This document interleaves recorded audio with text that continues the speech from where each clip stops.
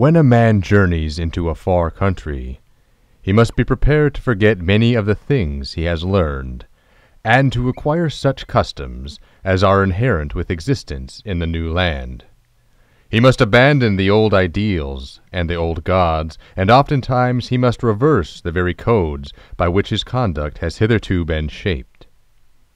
To those who have the protean faculty of adaptability, the novelty of such change may even be a source of pleasure. But to those who happen to be hardened to the ruts in which they were created, the pressure of the altered environment is unbearable, and they chafe in body and in spirit under the new restrictions which they do not understand. This chafing is bound to act and react, producing divers evils and leading to various misfortunes. It were better for the man who cannot fit himself to the new groove to return to his own country. If he delay too long, he will surely die. The man who turns his back upon the comforts of an elder civilization to face the savage youth, the primordial simplicity of the North, may estimate success at an inverse ratio to the quantity and quality of his hopelessly fixed habits. He will soon discover, if he be a fit candidate, that the material habits are the less important. The exchange of such things as a dainty menu for rough fare, of the stiff leather shoe for the soft, shapeless moccasin, of the feather bed for a couch in the snow, is after all a very easy matter. But his pinch will come in learning properly to shape his mind's attitude toward all things, and especially toward his fellow man. For the courtesies of ordinary life, he must substitute unselfishness, forbearance, and tolerance. Thus, and only thus, can he gain that peril of great price, true comradeship. He must not say, "Thank you." He must mean it without opening his mouth, and prove it by responding in kind deed. In short, he must substitute the deed for the word, the spirit for the letter. When the world rang with the tale of Arctic gold, and the lure of the North gripped the heartstrings of men, Carter Weatherby threw up his snug clerkship, turned the half of his savings over to his wife, and with the remainder bought an outfit. There was no romance in his nature. The bondage of commerce had crushed all that. He was simply tired of the ceaseless grind, and wished to risk great hazards in view of corresponding returns. Like many another fool, disdaining the old trails used by the Northland pioneers for a score of years, he hurried to Edmonton in the spring of the year, and there, unluckily for his soul's welfare, he allied himself with a party of men. There was nothing unusual about this party except its plans. Even its goal, like that of all other parties, was the Klondike. But the route it had mapped out to attain that goal took away the very breath of the hardiest native, born and bred to the vicissitudes of the Northwest. Even Jacques Baptiste, born of a Chippewa woman and a renegade voyageur, having raised his first whimpers in a deerskin lodge north of the 65th parallel, and had had the same hushed by blissful sucks of raw tallow, was surprised, though he sold his services to them and agreed to travel even to the never-opening ice. He shook his head ominously whenever his advice was asked. Percy Cuthbert's evil star must have been in the ascendant, for he too joined this company of Argonauts. He was an ordinary man, with a bank account as deep as his culture, which is saying a good deal. He had no reason to embark on such a venture, no reason in the world, save that he suffered from an abnormal development of sentimentality. He mistook this for the true spirit of romance and adventure. Many another man has done the like, and made as fatal a mistake. The first break-up of spring found the party following the ice run of Elk River. It was an imposing feat, for the outfit was large, and they were accompanied by a disreputable contingent of half-breed voyageurs, with their women and children. Day in and day out they labored, with the bateaux and canoes, fought mosquitoes and other kindred pests, or sweated and swore at the portages. Severe toil like this lays a man naked to the very roots of his soul. And ere Lake Athabasca was lost in the south, Each member of the party had hoisted his true colors. The two shirks and chronic grumblers were Carter Weatherby and Percy Cuthbert. The whole party complained less of its aches and pains than did either of them. Not once did they volunteer for the 1,001 petty duties of the camp: a bucket of water to be brought, an extra armful of wood to be chopped, the dishes to be washed and wiped, a search to be made through the outfit for some suddenly indispensable article, and these two Ephesians of civilization discovered sprains or blisters requiring instant attention. They were the first to turn in at night, with a score of tasks yet undone, the last to turn out in the morning when the start should be in readiness before the breakfast was begun. They were the first to fall to at mealtime, the last to have a hand in the cooking, the first to dive for a slim delicacy, the last to discover they had added to their own another man's share. If they toiled at the oars, they slyly cut the water at each stroke and allowed the boat's momentum to float up the blade. They thought nobody noticed, but their comrades swore under their breaths and grew to hate them, while Jacques Baptiste sneered openly and damned them from morning till night. But he was no gentleman. At the Great Slave the Hudson Bay dogs were purchased, and the fleet sank to the guards with its added burden of dried fish and pemmican. Then canoe and bateau answered to the swift current of the Mackenzie, and they plunged into the great barren ground. Every likely-looking feeder was prospected, but the elusive pay-dirt danced over to the north. At the Great Bear, overcome by the common dread of the unknown lands, their voyageurs began to desert, and the Fort of Good Hope saw the last and bravest bending to the tow lines as they bucked the current down which they had so treacherously glided. Jacques Baptiste alone remained. Had he not sworn to travel even to the never-opening ice?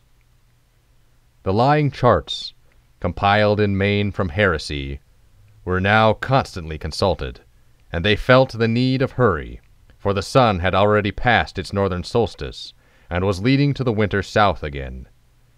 Skirting the shores of the bay, where the Mackenzie disembowels into the Arctic Ocean, they entered the mouth of the Little Peel River. Then began the arduous upstream toil, and the two incapables fared worse than ever. Tow-line and pole, paddle and tump-line, rapids and portages, such tortures served to give the one a deep disgust for great hazards, and printed for the other a fiery text on the true romance of adventure. One day they waxed mutinous, and being vilely cursed by Jacques Baptiste, turned, as worms sometimes will. But the half-breed thrashed the twain, and sent them bruised and bleeding about their work. It was the first time either had been manhandled. Abandoning their river-craft at the headwaters of the Little Peel, they consumed the rest of the summer in the great portage over the Mackenzie watershed to the West Rat. This little stream fed the Porcupine, which in turn joined the Yukon, where the mighty highway of the north countermarches on the Arctic Circle. But they had lost in the race with winter, and one day they tied their rafts to the thick eddy ice and hurried their goods ashore. That night the river jammed and broke several times. The following morning it had fallen asleep for good. "We can't be more than 400 miles from the Yukon," concluded Slopper, multiplying his thumbnails by the scale of the map. The council, in which the two incapables had whined to excellent disadvantage, was drawing to a close. "Hudson Bay Post, long time ago. No use 'em now." Jacques Baptiste's father had made the trip for the fur company in the old days, incidentally marking the trail with a couple of frozen toes. "Sufferin' cracky," cried another of the party. "No whites." "Nary whites," Slopper sententiously affirmed. "But it's only 500 more up to the Yukon to Dawson. Call it a rough 1,000 from here." Weatherby and Cuthbert groaned in chorus. "How long'll that take, Baptiste?" The half-breed figured for a moment. "Work 'em like hell. No man play out 10, 20, 40, 50 days. Babies come," designating the incapables. "No can tell. Maybe when hell freeze over, maybe not then." The manufacture of snowshoes and moccasins ceased. Somebody called the name of an absent member who came out of an ancient cabin at the edge of the campfire and joined them. The cabin was one of many mysteries which lurk in the vast recesses of the North. Built when and by whom, no man could tell. 2 graves in the open, piled high with stones, perhaps contained the secret of those early wanderers. But whose hand had piled the stones? The moment had come. Jacques-Baptiste paused in the fitting of a harness and pinned the struggling dogs in the snow.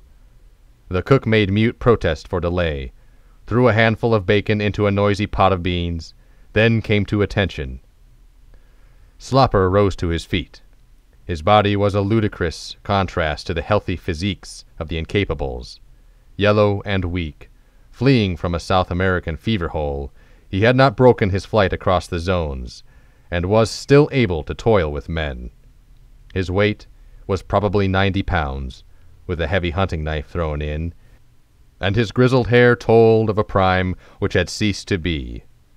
The fresh, young muscles of either Weatherby or Cuthbert were equal to 10 times the endeavor of his. Yet he could walk them into the earth in a day's journey. And all this day he had whipped his stronger comrades into venturing 1,000 miles of the stiffest hardship man can conceive. He was the incarnation of the unrest of his race. And the old Teutonic stubbornness, dashed with the quick grasp and action of the Yankee, held the flesh in the bondage of the spirit. All those in favor of going on with the dogs as soon as the ice sets, say aye. Aye, rang out 8 voices. Voices destined to string an oath along many 100 miles of pain. Contrary-minded? No. For the first time the incapables were united without some compromise of personal interest. And what are you going to do about it? Weatherby added belligerently. Majority rule! Majority rule! Clamored the rest of the party. I know the expedition is liable to fall through if you don't come, Slopper replied sweetly. But I guess, if we try really hard, we can manage to do without you. What do you say, boys? The sentiment was cheered to the echo. But I say, you know, Cuthbert ventured apprehensively, what's a chap like me to do? Ain't you comin' with us? No. Then do as you damn well please. We won't have nothing to say. Kind o' calculate you might settle it with that canoodlin' partner of yours, suggested a heavy-going Westerner from the Dakotas, at the same time pointing out Weatherby. He'll be sure to ask you what you're goin' to do when it comes to cookin' and gatherin' the wood. Then we'll consider it all arranged, concluded Slopper. We'll put out tomorrow. If we camp within 5 miles, just to get everything in running order, and remember if we've forgotten anything. The sleds groaned beyond their steel-shod runners, and the dogs strained low in the harness in which they were born to die. Jacques-Baptiste paused by the side of the Slopper to get a last glimpse of the cabin. The smoke curled up pathetically from the Yukon stovepipe. The 2 incapables were watching them from the doorway. Slopper laid his hand on the other's shoulder. Jacques-Baptiste, did you ever hear of the Kilkenny cats? The half-breed shook his head. Well, my friend and good comrade, the Kilkenny cats fought till neither hide nor hair nor yowl was left, you understand, till nothing was left. Very good. Now these 2 men don't like work. They won't like work. We know that.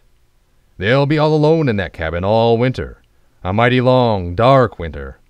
Kilkenny cats, well, the Frenchman in Baptiste shrugged his shoulders, but the Indian in him was silent. Nevertheless, it was an elegant shrug, pregnant with prophecy. Things prospered in the little cabin at first. The rough badinage of their comrades had made Weatherby and Cuthbert conscious of the mutual responsibility which had developed upon them. Besides, there was not so much work after all for 2 healthy men, and the removal of the cruel whip-hand, or in other words, the bulldozing half-breed, had brought with it a joyous reaction. At first, each strove to outdo the other, and they performed petty tasks with an unction which would have opened the eyes of their comrades, who were now wearing out bodies and souls on the long trail. All care was banished. The forest, which shouldered in upon them from 3 sides, was an inexhaustible woodyard. A few yards from their door slept the porcupine. A hole through its winter robe formed a bubbling spring of water, crystal clear and painfully cold. But they soon grew to find fault with even that. The hole would persist in freezing up, and thus gave them many a miserable hour of ice chopping. The unknown builders of the cabin had extended the side logs so as to support a cache at the rear. In this was stored the bulk of the party's provisions. Food there was, without stint, for 3 times the men who were fated to live upon it. But the most of it was of the kind which built up brawn and sinew, but did not tickle the palate. True, there was sugar in plenty for 2 ordinary men, but these 2 were little else than children. They early discovered the virtues of hot water judiciously saturated with sugar, and they prodigally swam through flapjacks and soaked their crusts in the rich white syrup. Then coffee and tea, and especially the dried fruit, made disastrous inroads upon it. The first word they had was over the sugar question, and it is a really serious thing when 2 men, wholly dependent upon each other for company, begin to quarrel.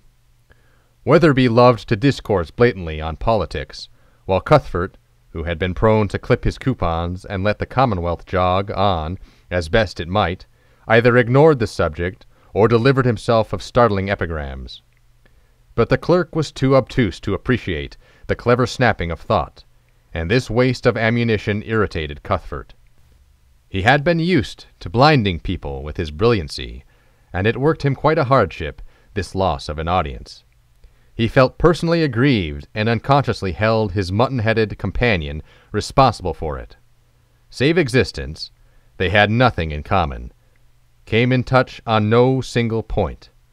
Weatherby was a clerk who had known naught but clerking all his life. Cuthbert was a master of arts, a dabbler in oils, and had written not a little. The one was a lower-class man who considered himself a gentleman, and the other was a gentleman who knew himself to be such. From this it may be remarked that a man can be a gentleman without possessing the first instinct of true comradeship. The clerk was as sensuous as the other was aesthetic, and his love adventures, told at great length and chiefly coined from his imagination, affected the supersensitive master of arts in the same way as so many whiffs of sewer gas. He deemed the clerk a filthy, uncultured brute, whose place was in the muck with the swine, and told him so, and he was reciprocally informed that he was a milk-and-water sissy and a cad. Weatherby could not have defined cad for his life, but it satisfied his purpose, which after all seems the main point in life. Weatherby flatted every 3rd note and sang songs such as "The Boston Burglar" and "The Handsome Cabin Boy" for hours at a time, while Cuthbert wept with rage till he could stand it no longer and fled into the outer cold. But there was no escape. The intense frost could not be endured for long at a time, and the little cabin crowded them, beds, stove, table, and all, into a space of 10 by 12. The very presence of either became a personal affront to the other, and they lapsed into sullen silences, which increased in length and strength as the days went by. Occasionally, the flash of an eye or the curl of a lip got the better of them, though they strove to wholly ignore each other during these mute periods. And a great wonder sprang up in the breast of each, as to how God had ever come to create the other. With little to do, time became an intolerable burden to them. This naturally made them lazier. They sank into a physical lethargy, which there was no escaping, and which made them rebel at the performance of the smallest chore. One morning, when it was his turn to cook the common breakfast, Weatherby rolled out of his blankets, and to the snoring of his companion, lighted first the slush lamp and then the fire. The kettles were frozen hard, and there was no water in the cabin with which to wash. But he did not mind that. Waiting for it to thaw, he sliced the bacon and plunged into the hateful task of bread-making. Cuthbert had been slyly watching through his half-closed lids. Consequently, there was a scene, in which they fervently blessed each other and agreed, henceforth, that each do his own cooking.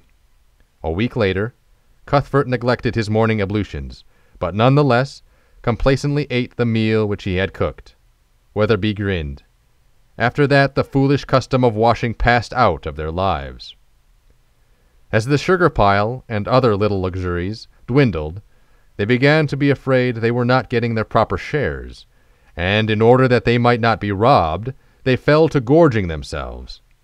The luxuries suffered in this little gluttonous contest, as also did the men. In the absence of fresh vegetables and exercise, their blood became impoverished, and a loathsome purplish rash crept over their bodies. Yet they refused to heed the warning. Next, their muscles and joints began to swell, the flesh turning black, while their mouths, gums, and lips took on the color of rich cream. Instead of being drawn together by their misery, each gloated over the other's symptoms as the scurvy took its course. They lost also regard for personal appearance, and for that matter, common decency. The cabin became a pig-pen, and never once were the beds made or fresh pine boughs laid underneath.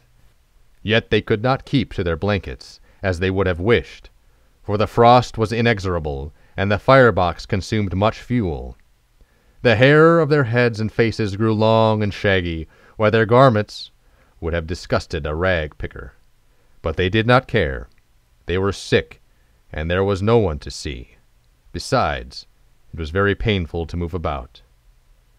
To all this was added a new trouble, the fear of the north.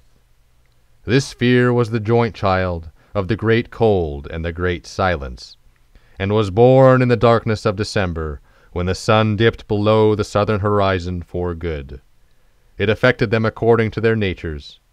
Weatherby fell prey to the grosser superstitions, and did his best to resurrect the spirits which slept in the forgotten graves. It was a fascinating thing, and in his dreams they came to him from out of the cold, and snuggled into his blankets, and told him of their toils and troubles ere they died. He shrank away from the clammy contact as they drew closer, and twined their frozen limbs about him, and when they whispered in his ear of things to come, the cabin rang with his frightened shrieks. Cuthbert did not understand, for they no longer spoke, and when thus awakened, he invariably grabbed for his revolver. Then he would sit up in his bed, shivering nervously, with the weapon trained on the unconscious dreamer. Cuthbert deemed the man going mad, and so came to fear for his life. His own malady assumed a less concrete form. The mysterious artisan who had laid the cabin log by log had pegged a wind vane to the ridge-pole. Cuthbert noticed it always pointed south, and one day, irritated by its steadfastness of purpose, he turned it toward the east. He watched eagerly, but never a breath came by to disturb it. Then he turned the vane to the north, swearing never again to touch it till the wind did blow. But the air frightened him with its unearthly calm, and he often rose in the middle of the night to see if the wind vane had veered. 10 degrees would have satisfied him. But no. It poised above him as unchangeable as fate. His imagination ran riot, till it became to him a fetich, invested with all the attributes of a sphinx. Sometimes he followed the path it pointed across the dismal dominions, and allowed his soul to become saturated with fear. He dwelt upon the unseen and the unknown, till the burden of eternity appeared to be crushing him. Everything in the Northland had that crushing effect. The absence of life and motion, the darkness, the infinite peace of the brooding land, the ghastly silence, which made the echo of each heartbeat a sacrilege. The solemn forest, which seemed to guard an awful, inexpressible something, which neither word nor thought could compass. The world he had so recently left, with its busy nations and great enterprises, seemed very far away. Recollections occasionally obtruded, recollections of marts and galleries, and crowded thoroughfares, of evening dress and social functions, of good men and dear women he had known. But they were dim memories of a life he had lived long centuries agone, on some other planet. This phantasm was the reality. Standing beneath the wind vane, his eyes fixed on the polar skies, he could not bring himself to realize that the Southland really existed, that at that very moment it was aroar with life and action. There was no Southland. No men being born of women, no giving and taking in marriage. Beyond his bleak skyline there stretched vast solitudes, and beyond these still vaster solitudes. There were no lands of sunshine, heavy with the perfume of flowers. Such things were only old dreams of paradise. The sunlands of the west, and the spice lands of the east, the smiling Arcadias and blissful islands of the blest. Ha! Ha! His laughter split the void, and shocked him with its unwonted sound. There was no sun. This was the universe, dead and cold and dark, and he its only citizen. Weatherby? At such moments Weatherby did not count. He was a Caliban, a monstrous phantom, fettered to him for untold ages, the penalty of some forgotten crime. He lived with death among the dead, emasculated by the sense of his own insignificance, crushed by the passive mastery of the slumbering ages. The magnitude of all things appalled him. Everything partook of the superlative save himself, the perfect cessation of wind and motion, the immensity of the snow-covered wilderness, the height of the sky and depth of the silence. That wind vane, if only it would move. If a thunderbolt would fall, or the forest flare up in flame, the rolling up of the heavens as a scroll, the crash of doom, anything, anything. But no, nothing moved. The silence crowded in, and the fear of the north laid icy fingers on his heart. Once, like another Crusoe, by the edge of the river he came upon a track, the faint tracery of a snowshoe rabbit on the delicate snow crust. It was a revelation. There was life in the Northland. He would follow it, look upon it, gloat over it. He forgot his swollen muscles, plunging through the deep snow in an ecstasy of anticipation. The forest swallowed him up, and the brief midday twilight vanished, but he pursued his quest, till exhausted nature asserted itself and laid him helpless in the snow. There he groaned, and cursed his folly, and knew the track to be the fancy of his brain. And late that night he dragged himself into the cabin on hands and knees, his cheeks frozen, and a strange numbness about his feet. Weatherby grinned malevolently, but made no offer to help him. He thrust needles into his toes and thawed them out by the stove. A week later, mortification set in. But the clerk had his own troubles.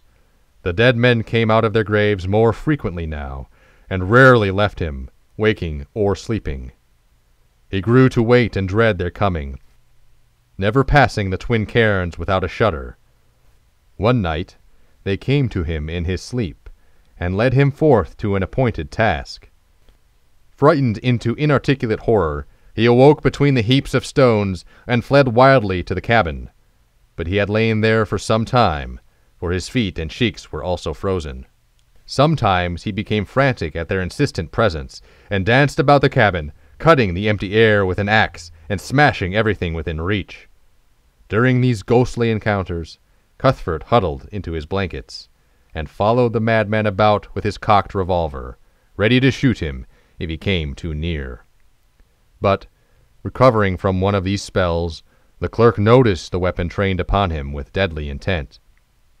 His suspicions were aroused, and thenceforth he too lived in fear of his life. They watched each other closely after that, and faced about in startled fright whenever either passed behind the other's back. This apprehensiveness became a mania which controlled them even in their sleep.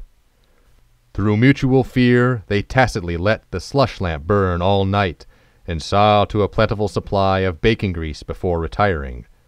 The slightest movement on the part of one was sufficient to arouse the other, and many a still watch their gazes countered, as they shook beneath their blankets with fingers on the trigger guards.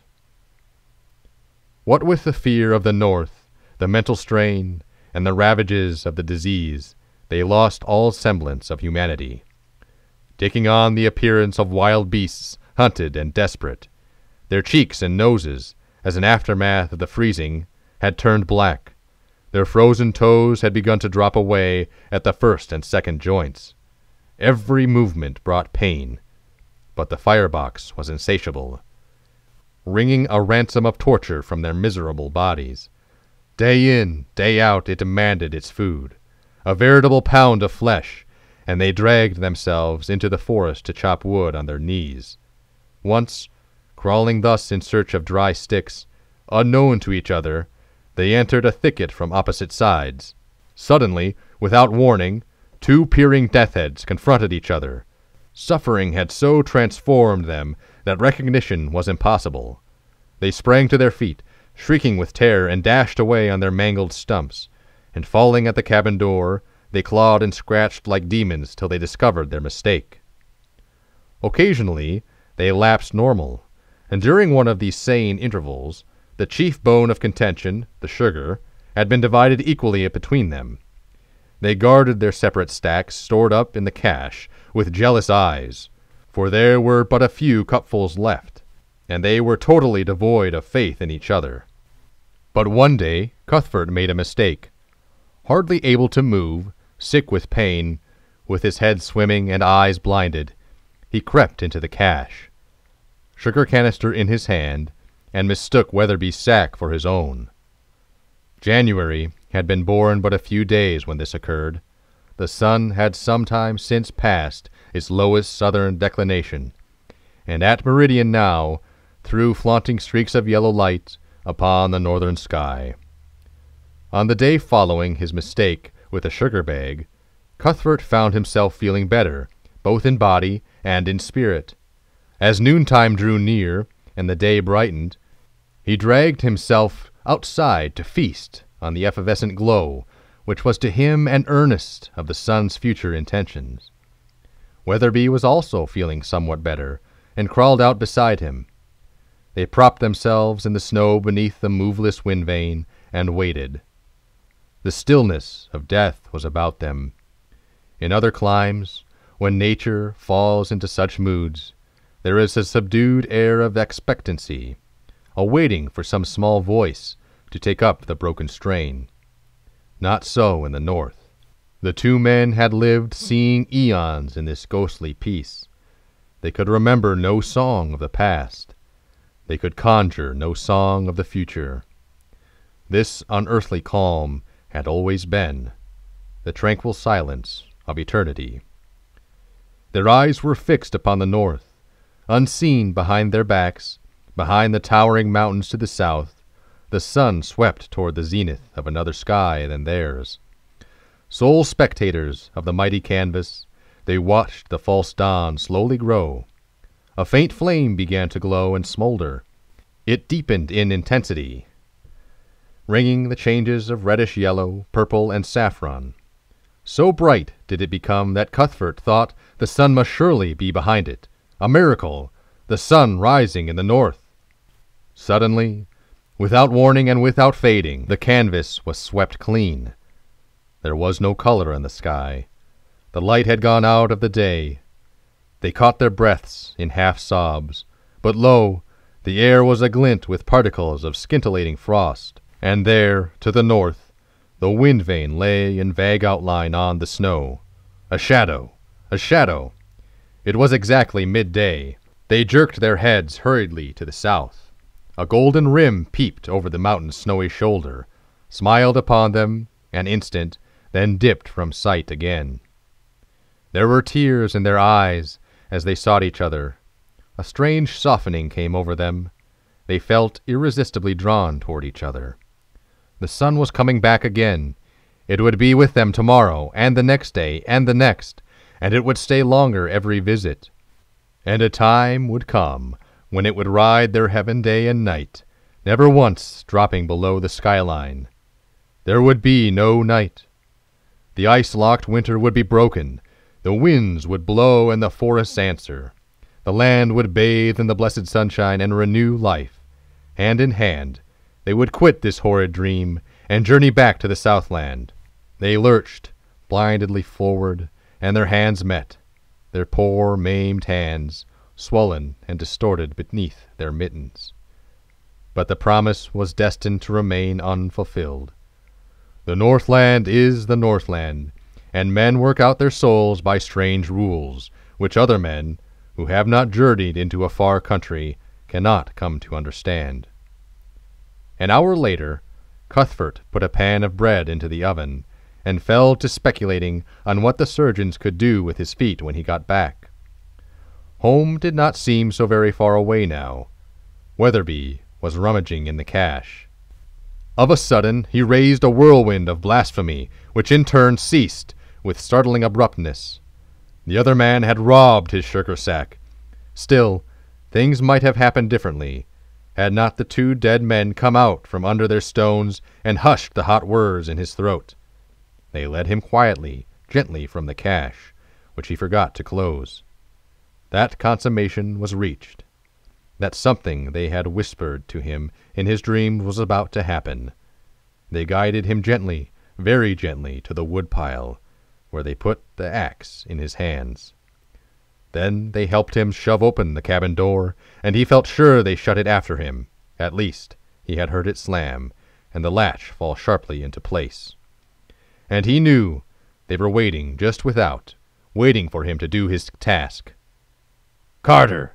I say, Carter!" Percy Cuthbert was frightened at the look on the clerk's face, and he made haste to put the table between them. Carter Weatherby followed, without haste and without enthusiasm. There was neither pity nor passion in his face, but rather the patient, stolid look of one who has certain work to do, and goes about it methodically. "I say, what's the matter?" The clerk dodged back, cutting off his retreat to the door, but never opening his mouth. "I say, Carter, I say, let's talk. There's a good chap." The Master of Arts was thinking rapidly now, slapping a skillful flank movement on the bed where his Smith & Wesson lay. Keeping his eyes on the madman, he rolled backward on his bunk, at the same time clutching the pistol. "Carter!" The powder flashed full in Weatherby's face, but he swung his weapon and leaped forward. The axe bit deeply at the base of the spine, and Percy Cuthbert felt all consciousness of his lower limbs leave him.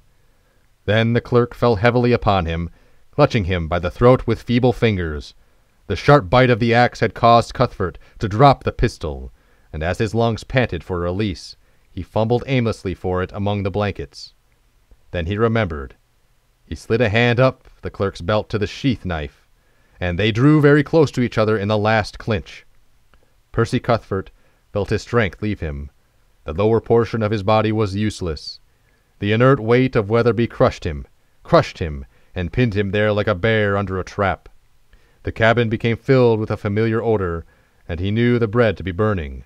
Yet, what did it matter? He would never need it. And there were all of 6 cupfuls of sugar in the cache. If he had foreseen this, he would not have been so saving the last several days. Would the wind vane ever move? It might even be veering now. Why not? Had he not seen the sun today? He would go and see. No, it was impossible to move. He had not thought the clerk so heavy a man.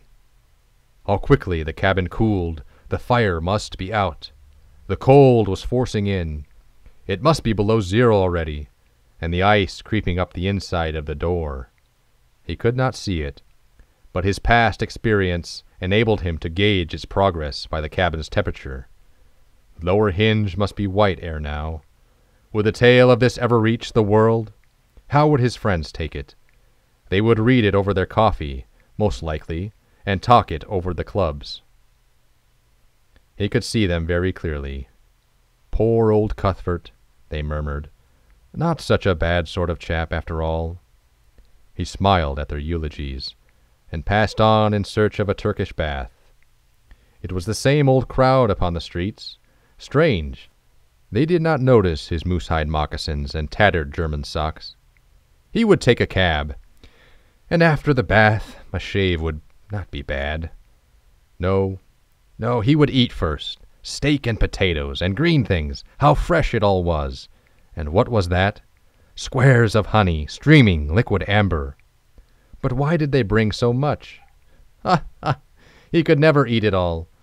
Shine? Why, certainly. He put his foot on the box. The bootblack looked curiously up at him, and he remembered his moose-hide moccasins, and went away hastily. Hark! The wind vane must surely be spinning. No, a mere singing in his ears. That was all. A mere singing. The ice must have passed the latch by now. More likely the upper hinge was covered. Between the moss-chinked roof poles, little points of frost began to appear. How slowly they grew. No, not so slowly. There was a new one, and there another. 2, 3, 4. They were coming too fast to count. There were 2 growing together, and there a third had joined them. Why, there were no more spots. They had run together and formed a sheet. Well, he would have company. If Gabriel ever broke the silence of the north, they would stand together, hand in hand, before the great white throne, and God would judge them. God would judge them. Then Percy Cuthbert closed his eyes and dropped off to sleep.